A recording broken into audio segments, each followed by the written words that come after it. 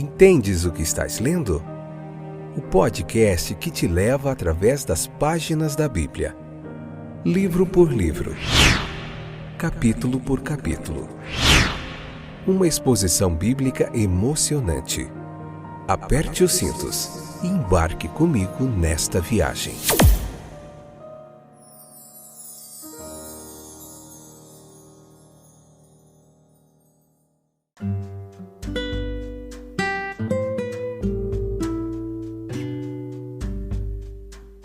Olá, meus queridos companheiros de viagem através das páginas da Bíblia. Que alegria poder estar aqui novamente. Vamos falar mais um pouquinho hoje do mosquito e o camelo. Que ilustração interessantíssima para a gente meditar.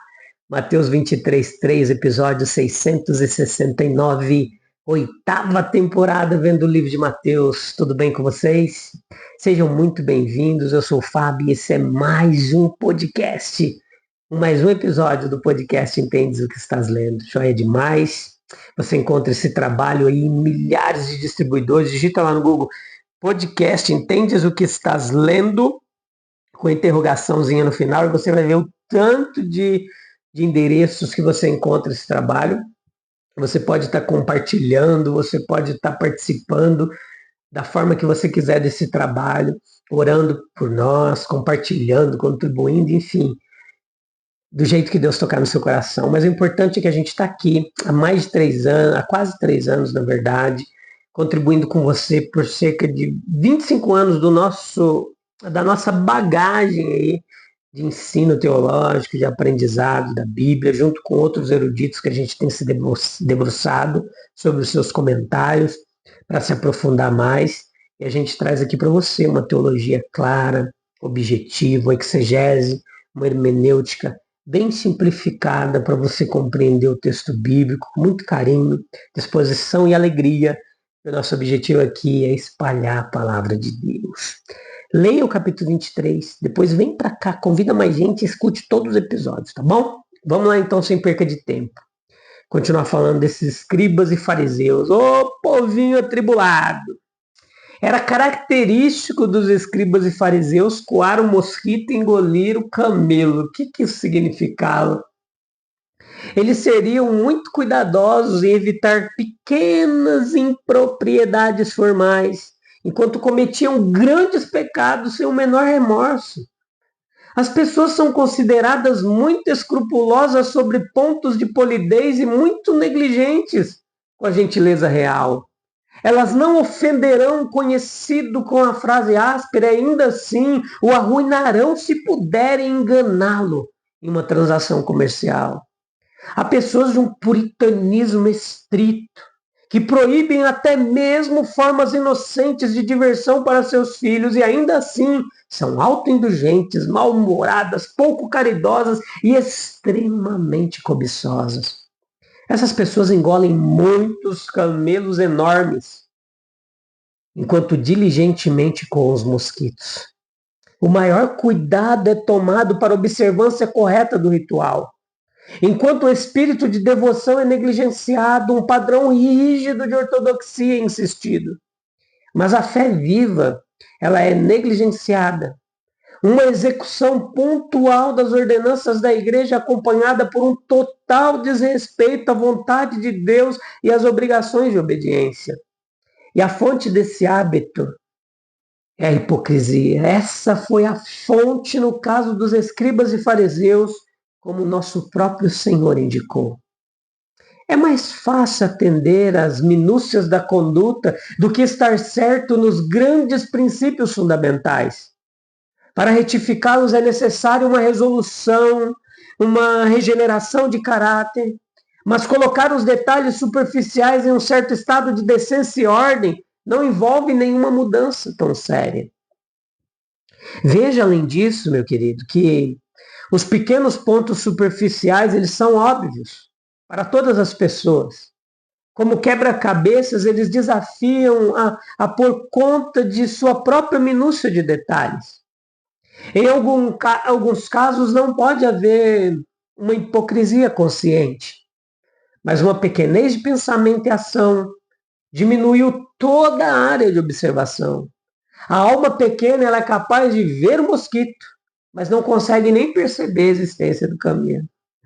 Ela está tão ocupada com as trivialidades exigentes das quais se orgulha, que não lhe resta condições para atender às questões mais importantes.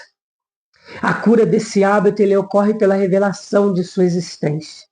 Quando a coisa tola é feita com toda simplicidade e boa fé, ela só precisa ser vista para ser rejeitada.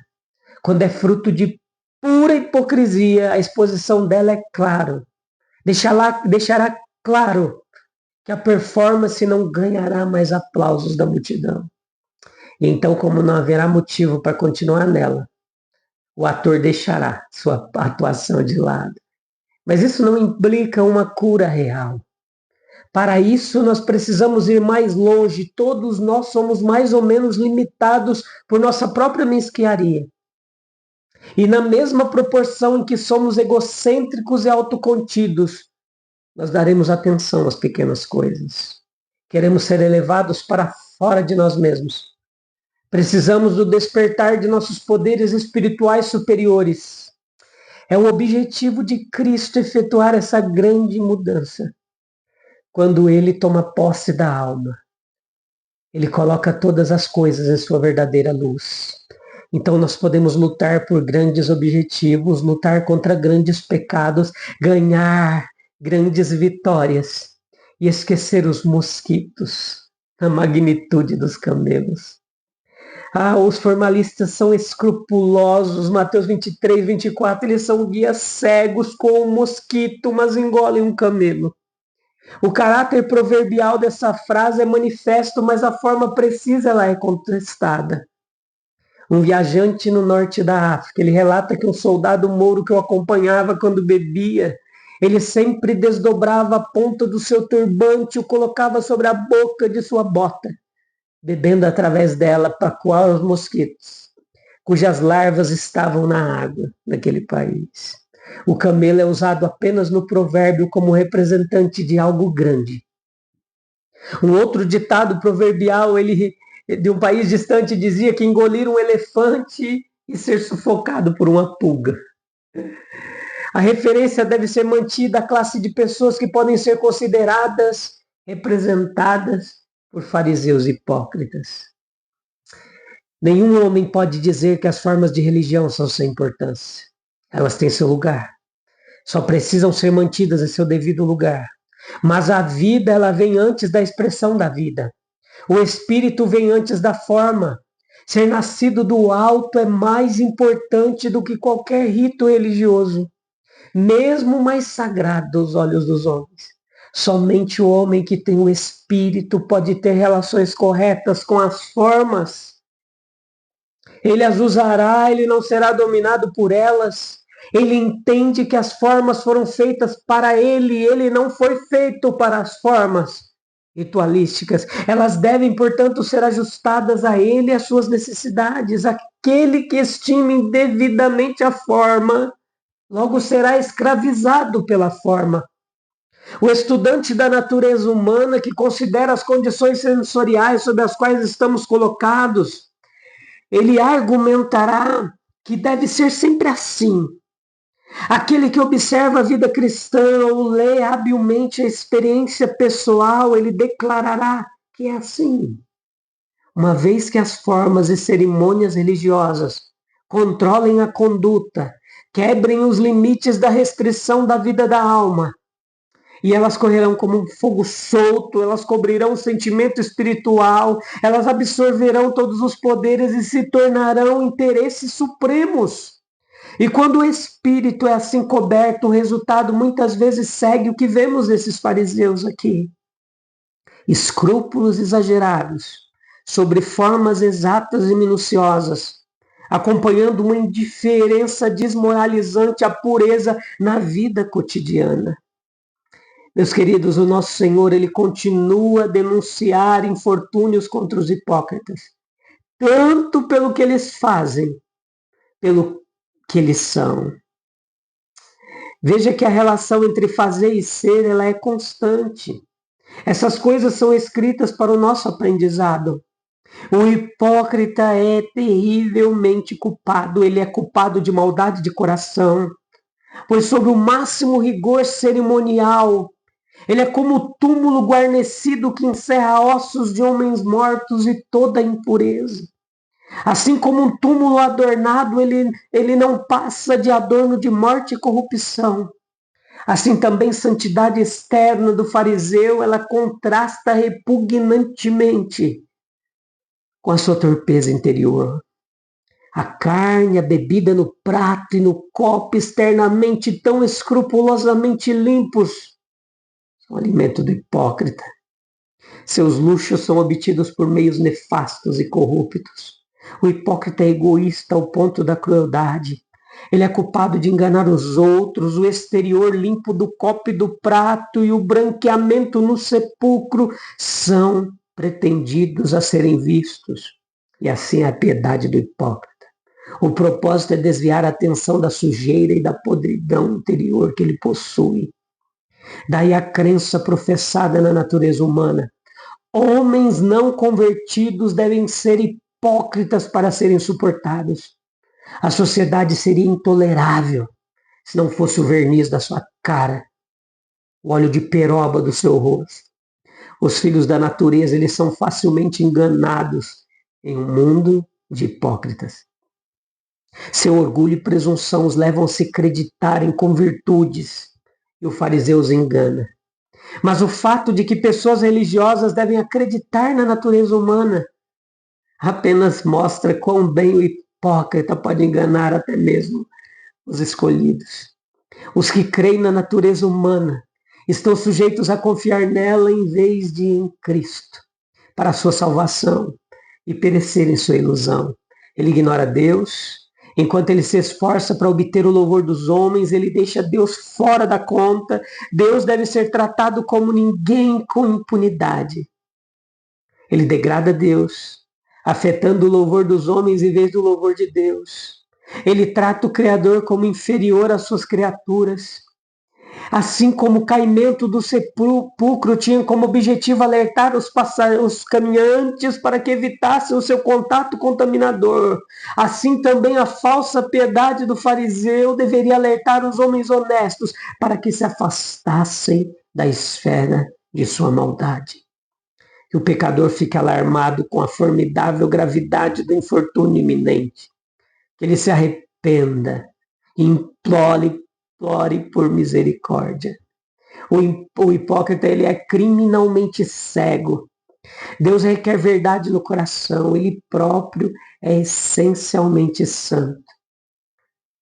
Isso significa que sua natureza deve repelir dele tudo que é profano.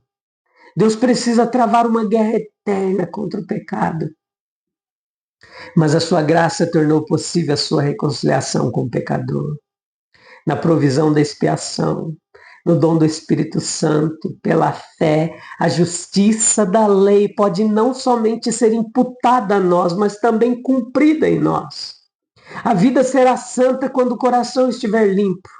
O coração pode ser um templo de Deus ou um túmulo, um céu ou um inferno. A limpeza do interior afeta o exterior, mas não o contrário. Limpa primeiro o interior do copo e do prato, para que o exterior deles também se torne limpo. Há uma limpeza que é externa, mesmo depois que o coração está limpo. Isso nosso Senhor demonstrou quando lavou os pés de seus discípulos. Ele é criminalmente cego. A loucura que evita aqueles pecados escandalosos que estragariam sua reputação com os homens, enquanto permite a maldade do coração que o torna odioso a Deus. Jesus viu a sujeira dentro do copo e do prato e a podridão dentro do sepulcro. Ele é criminalmente cego ao fato de que, ao impor-se a seus semelhantes, ele não impõe-se a seu Criador.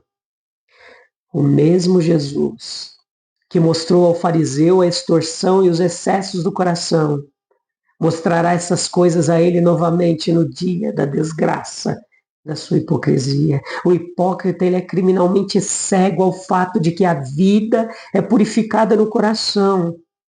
Somente são limpos externamente aqueles que são puros internamente. Cristo vê a profissão em relação ao estado do coração. E nessa luz ele julgará as obras dos homens no último grande dia. Estamos nos preocupando com as pequenas regras da vida cristã, mas negligenciando os grandes mandamentos de amor e justiça. Sim, estamos. Estamos mais interessados em impressionar os homens com aparência de piedade do que agradar a Deus com o coração puro. Vamos orar para encerrar mais um episódio? Busca um lugarzinho aí calmo e tranquilo para a gente falar com Deus. Senhor, ajuda-nos a enxergar além das superficialidades e a buscar uma vida de autenticidade diante de Ti. Que nossos corações sejam transformados pela Tua graça, para que possamos viver com amor genuíno e justiça verdadeira, fugindo da hipocrisia, abraçando o Teu chamado de obediência sincera. Amém, amém, amém. Deus abençoe grandemente a sua vida, meu querido. A gente volta no próximo episódio, tá bom? Para continuar juntinhos aprendendo mais da palavra de Deus. Um abraço. Deus abençoe, até breve. Tchau, tchau.